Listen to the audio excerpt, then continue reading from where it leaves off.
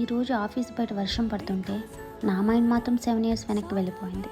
102 fever, బయట భారీ వర్షం, అయినా 15 కిలోమీటర్స్ ట్రావెల్ చేసి ఆఫీస్కి వెళ్ళాను. ఎందుకంటే అది కేవలం నా జాయినింగ్ డే కాదు, మా ఫ్యామిలీకి సపోర్ట్గా నిల్చునే జర్నీకి ఫస్ట్ స్టెప్.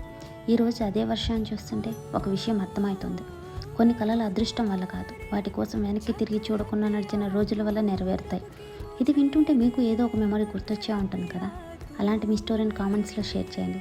మనందరం కలిసి ఒక బ్యూటిఫుల్ కమ్యూనిటీని బిల్డ్ చేద్దాం.